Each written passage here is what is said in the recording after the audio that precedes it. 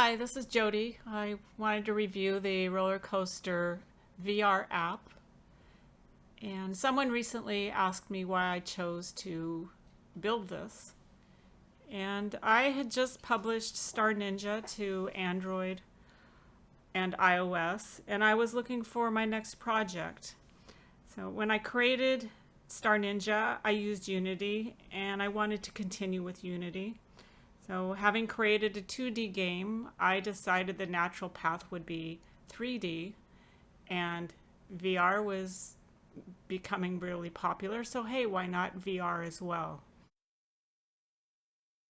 During the time that I was working on the project, I learned a lot more about the different systems in Unity, on how to use the animation system, different techniques to improve performance, and worked in a 3D space and when VR with rigging up the controllers and input to the controllers.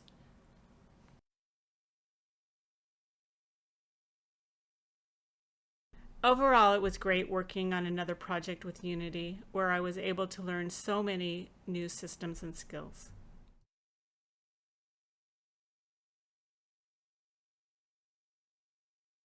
Hi, this is the roller coaster app I created for as a virtual reality experience for Gear VR.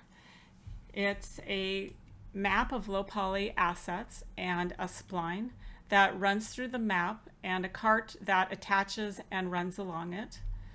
So this is the map. Just give a quick run around. And this spline here is called Curvy Generator. It's a plugin that I also purchased. It contains this spline that I created with these nodes. The nodes create the spline, and I used a Bezier nodes on this.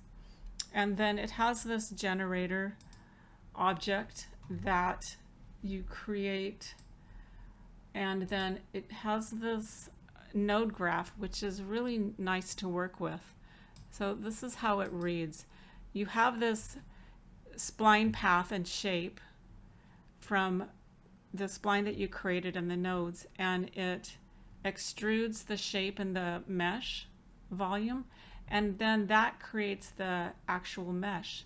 And I have two of these. I have the one that goes around the map, and then another one that I have is for this cave down here that the track goes through. So this is also an extrusion. That was really fun to do. And then the track, the cart is attached to it up here.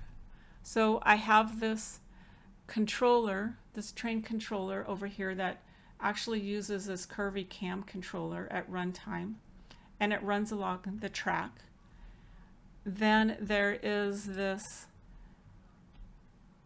coaster viewer, which the OVR camera is rigged to right there, which is attached to the cart. And then I added in some little creatures to give it some interest. These little dragons are animated. I am using this right here as its simple animation, but they can be interacted with, and you can see over here on the right, they have all of these inputs for their actions. And there's another one that's pretty cute. It's an egg, and it'll hatch, and then a little baby dragon flies away. You can put a trigger on them, so I could have a trigger volume in front of the track here, and as soon as the track hits the trigger, then the dragon will animate. And I've added in a couple other creatures as well. So I did this map composition with these low polygon assets, and I also did the background with the same asset packages. And it gives a nice transition between the actual gameplay map and then the cube map. So this is up here in the lighting. It's the skybox that I created. and added in when I rendered it to a cube map. And I think it blends in really well with the foreground scene, and it adds so much more to the game. And then when you're down here in the game, I think it looks pretty good. I'm really happy with how that turned out. And then the other thing I wanted to talk about, which was a challenge with this product, with the project, is the performance required for Gear VR, which is 60 frames per second. And I'm asking a lot of that headset. And I did a lot to improve the performance of it, like occlusion culling and the low poly assets, and keeping my assets to a minimum. And I also baked in lights for this, but I did stumble upon a Unity bug back then that was related to the lighting, that I ended up putting this project aside and picking up another project until the bug could be fixed. So overall, I thought this was a great project. It did a lot of the features I originally set out to accomplish.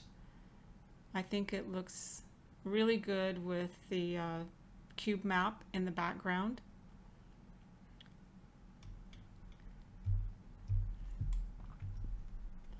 It would have been nice if it could have performed well on the device, but it works really well in Rift.